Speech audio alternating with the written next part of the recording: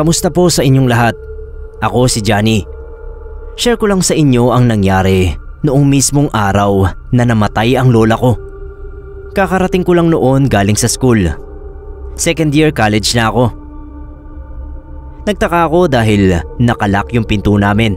Wala pa naman akong susi nun. Sakto nakatanggap ako ng tawag mula kay mama.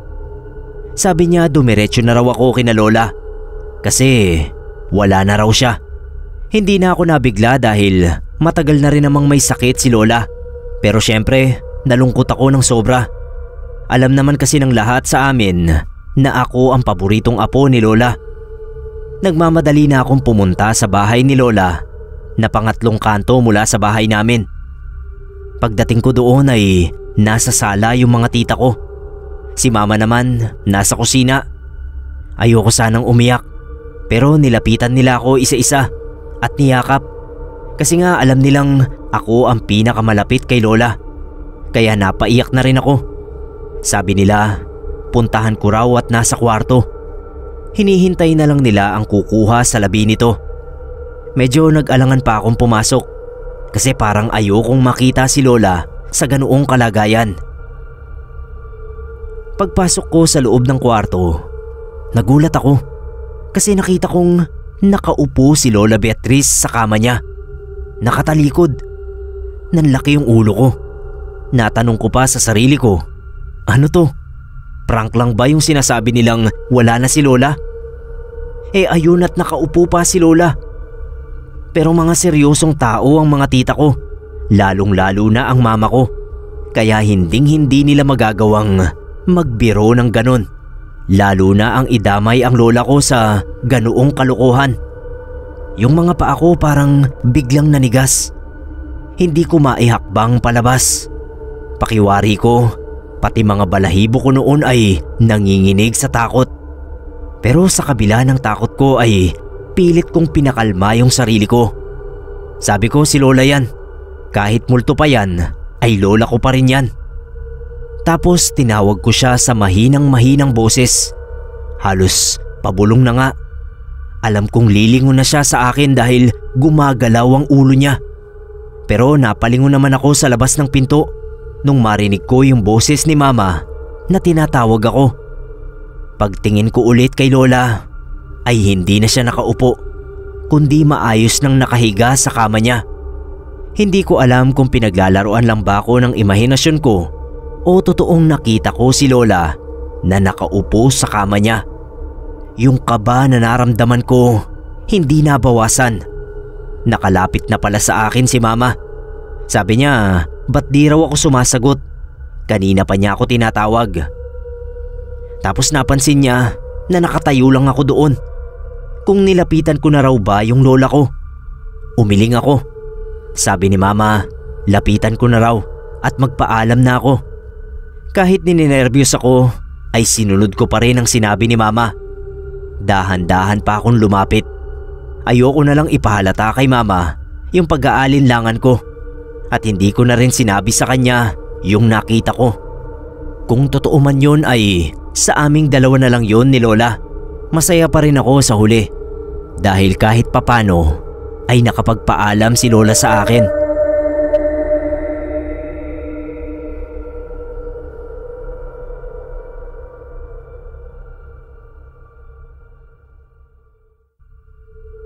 Share ko lang po sana yung nakakatakot kong karanasan noong nasa Manila pa ako at kumukuha ng engineering.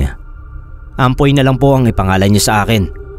Kasalukuyan po akong naninirahan sa Davao at dito na rin nagkaroon ng pamilya.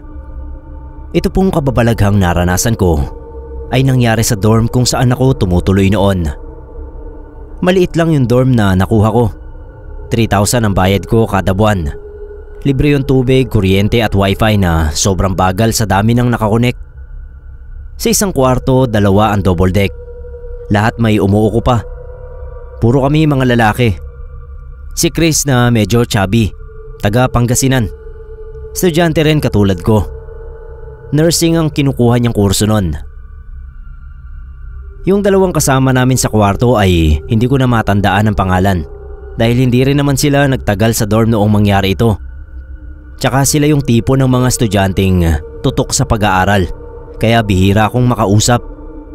Ang alam ko lang umuuwi din yung dalawa sa kani-kanilang pamilya tuwing weekend. Kaya ako madalas ang maiwang mag-isa sa kwarto namin. Sa lower deck ako nakapwesto. Yung double deck na hinihigaan namin ni Chris ay nasa right side ng pinto. Lumalangit-ngit yung pinto kapag may nagbubukas, kaya maririnig mo agad kung may taong pumasok. Noong weekend na yon, katulad ng napakaraming weekend na nagdaan, ay ako ang naiwang mag-isa sa kwarto.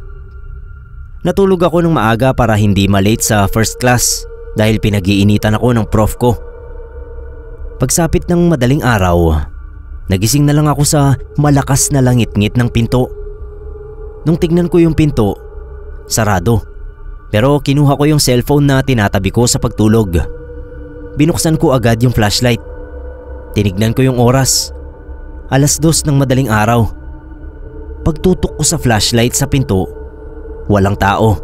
Kahit ipis hindi makakapasok dahil saradong sarado. Ang nakakapasok lang yung konting liwanag sa ilalim ng pinto. Pipikit na sana ako at papatayin ko na yung flashlight. Nung may maaninag ako, may nakalaylay na paa sa higaan ni Chris. Mataba yung paa pero madumi na parang balot ng alikabok at may mga marka ng uling. Noong una natatawa ako kasi sabi ko matutulog na naman si Chris na hindi naguhugas ng paa. Gawain kasi talaga niya yon. Pagkatapos maglakad-lakad sa labas, diretso tulog na. Sinasadya sigurong hindi hugasan yung mga paa niya. Habang nagpipigil ako ng tawa, ay dahan-dahan akong bumangon. Gusto ko kasing kilitiin yung paa ni Chris para pagtripan sana siya. Ang ginawa ko matapos umupo ay inabot ko yung madumi at nakalaylay na paa. Kiniliti ko.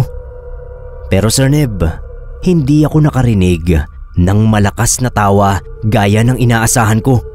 Kaya naman kiniliti ko ulit yung talampakan. Pero habang dinadaanan ng mga daliri ko yung talampakan, ay naramdaman kong parang nagyeyelo sa lamig yung paa. Nung rumihistro yon sa utak ko, ay agad kong na-realize na wala nga pala si Chris sa dorm dahil weekend. Ako lang mag-isa dapat sa kwartong yun. Pagkatapos noon ay bigla na akong binalot ng takot. Pinagpawisan ako ng malamig. Yung tibok ng puso ko sa sobrang lakas ay parang naririnig ko sa buong kwarto. Para ding lumulobo yung ulo ko sa sobrang takot. Yung katawan ko biglang nanigas, kaya hindi ko mabilis na ihiga yung katawan ko. Pinilit kong humiga kahit binabalot pa rin ang takot.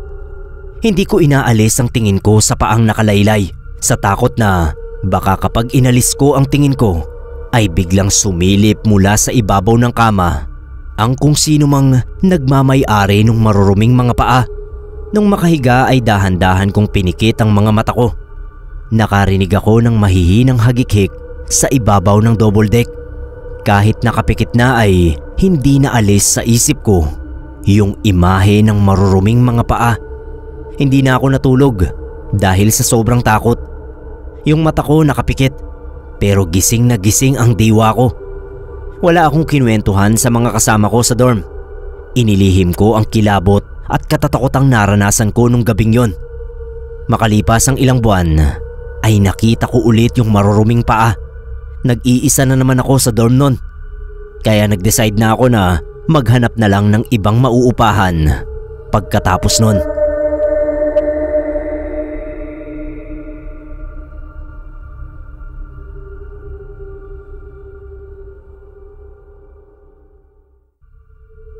Magandang gabi po mga kapasta.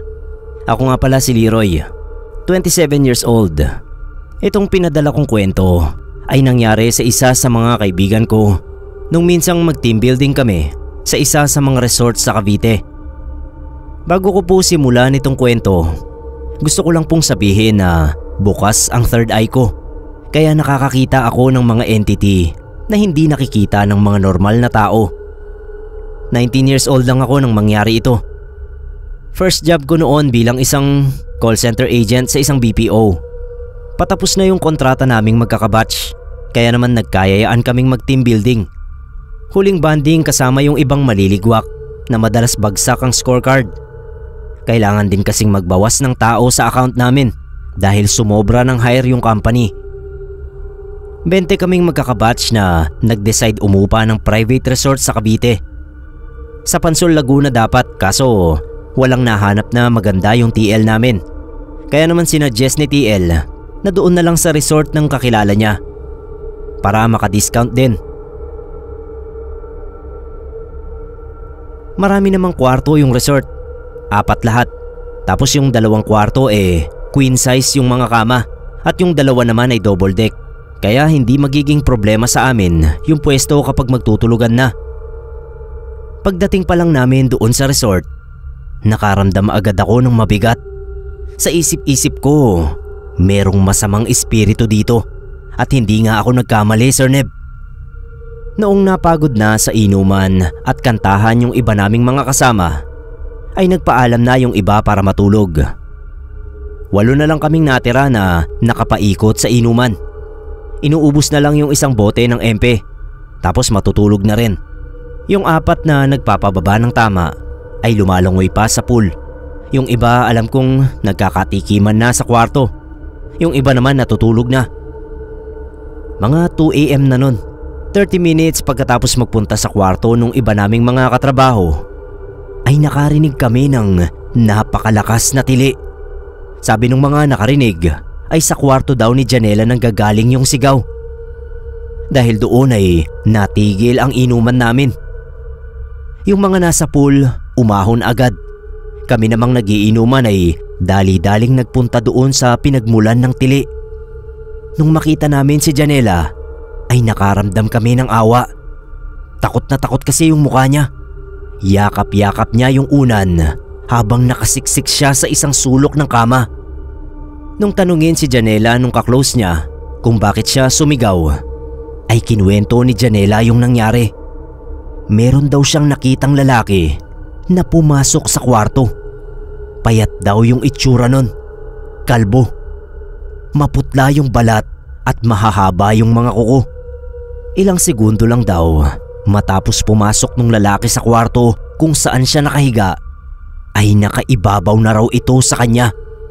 Ang bilis daw ng pangyayari at hindi niya man lang daw nakitang naglakad yung lalaki. Basta nung muli niya itong makita ay nakaupo na sa tiyan niya at sinasakal na siya. Galit na galit daw yung nilalang. Parang gusto daw siyang patayin. Lahat yon kinuwento ni Janela habang umiiyak. Nauutal-utal pa nga. Naibsan lang yung takot namin nung magbiro yung isa naming kabatch na bading. Sinabi kasi niya na kung siya raw ang pinatungan ng lalaki ay hindi siya magrereklamo. Pagkatapos noon, sinama na namin si Janela sa inuman. Sasamahan na lang daw siya nung kaklose niya kapag matutulog na at sa ibang kwarto na daw sila matutulog.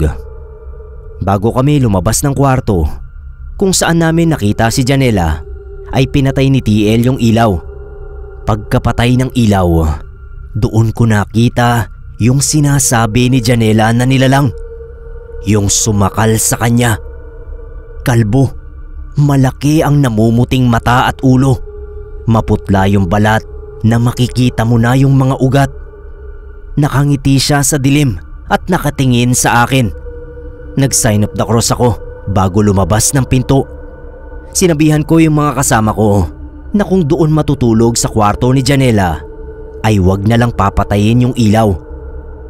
Noong tanungin nila ako kung bakit, sinabi ko na lang na baka kapag madilim lang lumalabas yung nilalang na yon. Sinunod naman nila ako at nakatulog kami ng matiwasay.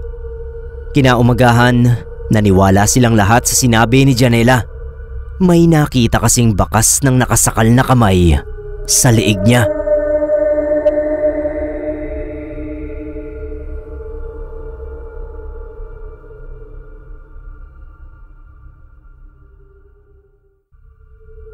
Masayang pagbati po sa inyo. Tawagin niyo na lang po akong Tonyo. Hindi po talaga ako mahilig sa horror. Pero nung makapakinig ako dito, ay nag-umpisa na akong mahumaling sa mga kwentong katatakutan.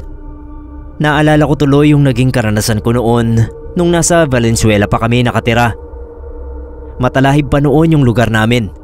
Wala pang masyadong bahay. 18 anyos pa lang ako noon pero nagtatrabaho na ako sa isang maliit na kumpanya doon. Bale, aalis ako ng alas 7 ng umaga at uuwi ng alas 4 ng hapon. Pero nung araw na yon ay kinailangan naming mag-overtime. Kaya gabi na ako nakalabas mula sa trabaho. Tahimik kong binabaybay yung daan sa may talahiban. Hindi naman ako natatakot dumaan doon kahit na gabi na, kasi yun ang pinaka-shortcut na daan papunta sa bahay namin. Kung magkakalsada ako ay mapapalayo pa at wala na rin naman akong masasakyan nung oras na yon. Nung biglang matisod ako sa isang medyo malambot na bagay. Nung yukuin ko para tignan, nanlaki yung mga mata ko. Hindi pala yun isang bagay, kundi isang tao. Bangkay ng isang lalaki. Sa tingin ko ay kamamatay pa lang dahil nung matisod yung paa ko ay malambot pa. Hindi ako makasigaw sa sobrang takot. Nanginginig yung mga labi ko na bumuka lang pero walang lumalabas na salita. Napaatras ako at nagunahan yung mga paa ko sa pagtakbo palayo. Buti may nakasalubong akong 2 tanod na naglilibot ng mga oras na yon. Doon lang ako nakapagsalita. Natataranta kong tinuro sa kanila yung nakita kong bangkay. Pero gano'n na lang yung pagtataka ko nung makita kong wala na yun doon. Napakamot na lang sila sa ulo. Tinanong pa kung bumabatak daw ba ako. Hindi ko na inintindi yung bintang nila sa akin. Hindi ka ako pwedeng magkamali dahil kitang-kita ko at tandang-tanda ko rin na doon ko talaga nakita yung bangkay ng lalaki. Sa pwestong yon, malapit sa poste. Dahil pinagpipilitan ko sa kanila, kaya naglakad-lakad pa sila sa paligid. Gamit yung flashlight ay hinanap nila yung bangkay na sinasabi ko hanggang sa matagpuan nila yon sa sulok na bahagi ng talahiban. Hindi sa pwestong kinakitaan ko doon. Maski ako ay naguluhan. Paanong nangyari yon? Posible bang may humila ng bangkay patungo roon? Naiiling na lang yung 2 tanod. Pero nagpasalamat sila sa akin dahil nga nakita ko yun. Nagkamali nga lang daw ako ng sinabing pwesto. Niradyo na agad nila sa barangay ang tungkol doon. Habang ako ay naguguluhan pa rin sa nangyari. Hindi ako agad nakatulog nung gabing yon. Kasi paulit-ulit kong naiisip yung nakita kong bangkay.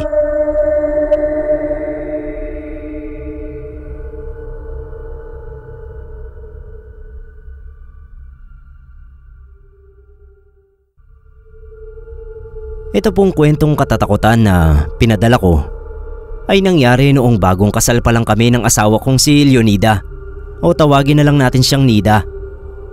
Nakahanap kami noon ng mauupahang apartment sa Mandaluyong, malapit sa trabaho at ground floor, kaya naman kinuha namin agad.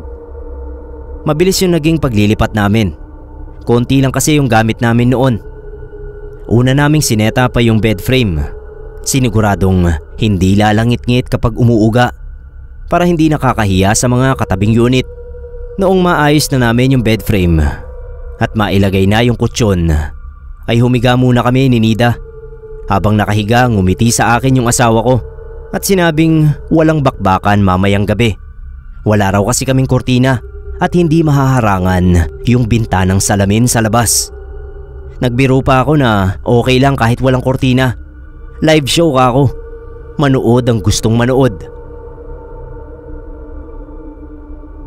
Ilang minuto matapos naming humiga sa kama, ay inayos na namin yung iba pang gamit. Nag-order na lang kami sa Food Panda ng dinner namin dahil nagkatamarang magluto. Pagkatapos naming kumain ni Nida, natulog na kami at humiga sa kama. Nakatulog kami ng mahimbing matapos mapagod sa pag-aayos ng mga gamit. Pagsapit ng madaling araw, naalimpungatan ako nung marinig kong may tumatapik sa bintanang salamin. Paisa-isang tapik na parang dinudot-dot ng madiin ng daliri. Hindi ko muna pinapansin noong una, Sir Neb, dahil naisip kong baka may tumatamang kung ano sa salamin. Pero ilang saglit lang ay naramdaman kong kinukurot na ako ng asawa ko sa tagiliran. Pinong-pinong kurot, kaya naman napamulat na ako ng tuluyan. Nung tatanggalin ko na yung kamay ni Nida at hawakan, ay naramdaman kong nanginginig yung kamay ng asawa ko. Naiinis akong nagtanong kung bakit siya nangungurot. Bumulong siya.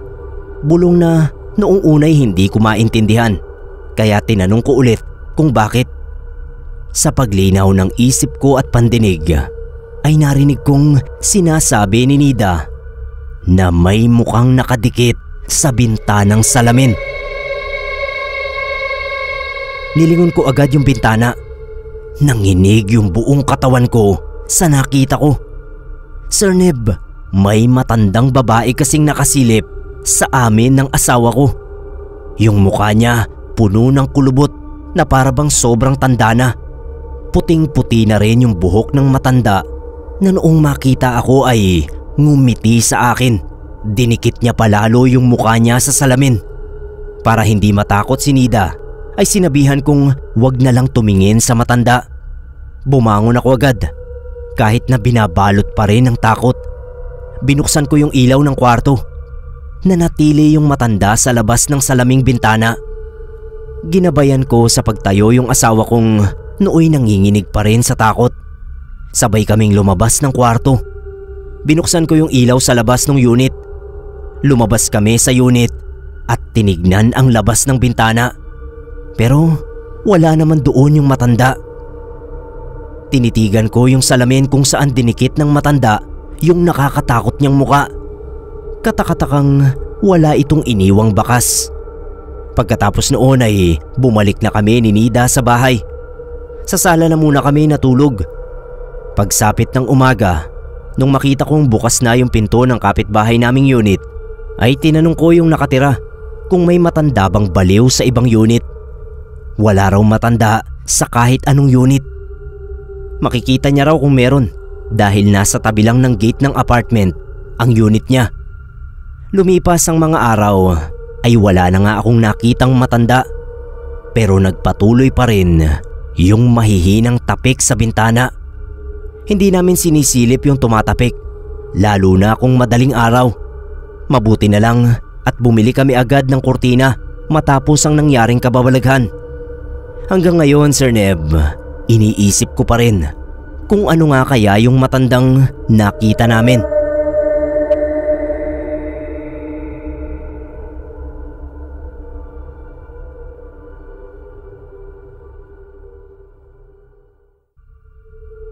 Sir Neb, ako nga pala si Onik, 24 years old. Noong time na mangyari ito ay nakatira pa ako sa Pasay at nagtatrabaho sa isa sa mga BPO sa One Ecom. Sa ngayon po ay narito na ako sa US. Same field pa rin pero malaki na yung sweldo. Haaminin ko na ako yung tipo ng empleyado na nagtatrabaho lang ng naaayon sa sinusweldo. Kapag pakiramdam ko hindi ako sinusweldohan ng sapat, hindi ko masyadong ginagalingan. Laging average lang ang ginagawa kong performance. Alam nyo naman sa Pinas, kapag magaling ka, hindi ka ipopromote, kundi aabusuhin ka. Kahit hindi mo trabaho, ipapagawa sa'yo. Sa pagiging call center agent, nalaman kong pwede kang pumasok na kulang ang tulog at magtatapos ang shift mo na kumpleto ang tulog mo. Huwag ka nga lang magpapahuli. Sa kaso ko, lagi naman akong nahuhuli, pero wala silang maibatong mali sa akin dahil lagi namang mataas ang CSAT ko kung ikukumpara sa aking mga katrabaho. Hindi rin kasi ako natatakot na mawalan ng trabaho noon dahil galing na galing ako sa sarili ko. Kapag nahuhuli akong natutulog, sinasabi kong mag-early lunch na lang ako at pumapayag naman yung TL ko. Kapag ginagawa ko yon, sa sleeping area ako dumidiretso. Kape, yosi at candy lang, busog na ako. At ito na nga, nahuli na naman ako ni TL kong natutulog. Kaya siya na ang nagsabi na mag-break na muna ako at magkape. Imbis na magkape ay mas pinili kong matulog. Nagtanong ako sa guard kung may bakante sa sleeping area. Nung sabihin niyang meron, ay iniwan ko yung ID ko sa guard at sinulat yung pangalan ko. Laging patay yung ilaw sa sleeping area namin. Binubuksan lang kapag lilinisin ng housekeeping. Minsan may gumagawa pa ng himala, kaya kailangan mo munang ilawan bago ka mahiga dahil baka may natuyong dagta. Bukod sa mga kwentong junjun sa sleeping area namin, ay yung mga natuyong likido talaga ang kinakatakot kong mahigaan o dumikit sa akin. Nung masiguro kong malinis yung higaan at walang mapa ng laway, ay humiga agad ako. Kinumot ko yung jacket ko para labanan yung lamig sa sleeping area. Mabilis akong nakatulog, pero mabilis din akong nagising. Narinig ko kasing may naglalakad sa loob ng sleeping area. Pabalik-balik na parang tanga o taong natatae. Nung lingunin ko, nanlaki yung mata ko. May babae kasing nakasuot ng itim na pangkasal na damit. Yung mukha niya, hindi ko maaninag yung itsura. Basta blanco lang yung nakita ko. Yung features ng mukha niya, mata, ilong at bibig, ay wala lahat. Pabalik-balik lang siya sa paglalakad na para bang natrap siya doon sa sleeping area. Ilang sandali pa habang nakatulala ako, ay biglang huminto sa paglalakad yung babaeng nakaitim. Mabagal siyang lumingon sa akin na parang isang manikang disusi ang ulo. De makina yung galaw ng leeg niya. Malarobot na talaga namang naging dahilan ng pagtaas ng balahibo ko. Nung tumapat yung ulo ng babae sa kinahihigaan ko, ay dali-dali akong bumangon para lumabas ng sleeping area. Kahit malayo na ako sa sleeping area, ay nararamdaman ko pa rin yung titig ng babae. Kahit hindi ko nakikita yung mga mata niya, ay alam kong sa akin nakatuon yung buong atensyon niya. Nag-early in ako dahil doon. Tinanong ako ni TL kung bakit ang aga kong bumalik. Sinabi kong may nakita kasi akong babaeng nakaitim sa sleeping area. Sleeping area na mga lalaki lang ang pwede dahil may separate na sleeping area para sa mga babae. Sabi ni TL, sleep paralysis daw siguro ang naranasan ko. Hindi ko na pinaglaban ng sarili ko. Alam ko kasing gising na gising ako nung makita ko yung babaeng nakasuot ng itim. Alam kong totoo ang naranasan ko at hindi lang bunga ng masamang panaginip.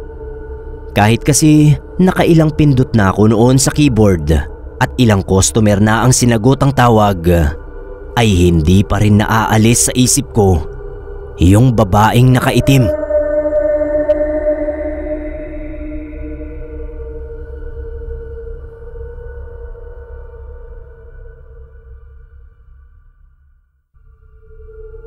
Ako po si Milet. Sana ay nasa mabuti kayong lahat. Ibabahagi ko na rin ang kwento ko. Naranasan ko ito nung pagbantayin ako sa morgue ng pinsan ko habang hinihintay naming dumating si tita na mama niya. Naaksidente po kasi ang tito ko sa motor. Hindi na siya umabot sa ospital. Yung tita ko nagkataong nasa probinsya nun at may inaasikaso sa lupa nila. Tinawagan lang ng anak niya at doon na nga kami naghintay sa morgue. Yung pinsan kong si Dia ay nagpaalam saglit. Magkakape lang daw siya dahil hanggang nung mga oras na yon ay hindi pa rin siya makapaniwala sa nangyari. Ako naman hindi na sumama kasi hindi naman ako nainom ng kape. At saka sabi ng pinsan ko, bantayan ko daw muna ang papa niya habang wala pa yung staff ng ospital. Ako naman hindi ko alam kung bakit kailangan ko pang bantayan. Pero sumunod na lang din ako. Pareho kasi kaming tuliro ng pinsan ko nung mga oras na yon. Nagtingin-tingin na lang ako sa cellphone ko habang nakaupo malapit sa kinahihigaan ng bangkay ni tito. Maya-maya pa ay napatingin ako sa kanya kasi nakita kong gumalaw yung kumot na nakatakip sa katawan ni tito. Kinabahan ako pero naisip ko baka namalikmata lang ako. Wala pang ilang segundo ang lumipas ay nakita ko naman sa gilid ng mata ko na gumalaw yung bandang kamay niya. Ninervyos ako. Dahan-dahan akong tumayo Tapos tinitigan ko yung bahaging yun kung gagalaw uli. Ewan ko ba, para akong napapraning. Naisip ko agad na baka mabuhay yung bangkay ni Tito. Baka maging zombie tulad sa pelikula. Habang tinitignan ko yon, ay kasabay na gumagapang yung pangingilabot mula sa paa ko paakyat sa ulo. Sa pangatlong pagkakataon ay nakatingin na talaga ako at kitang-kita ko na gumalaw talaga yung kamay niya. Tumaas yun pero hindi kasama yung braso. Sa takot ko ay napasigaw na ako at patakbong lumabas ng morgue. Nabangga pa ako ng pinsan ko. Nagkakandautal ako habang sinasabi sa kanya yung nakita ko, pero hindi niya ako pinaniwalaan. Nilapitan niya pa yung labi ng tatay niya at chinek yung kamay nito. Nakababa na sa pagkakataong yon. Wala naman siyang nakitang mali, pero pinilit ko sa kanya yung nakita ko.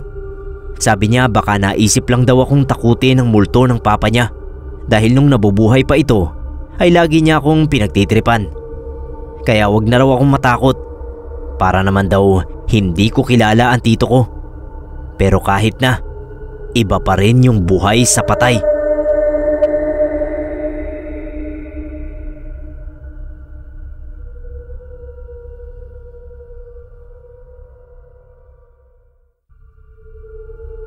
Hello Sir Neb, ako nga pala si Wally.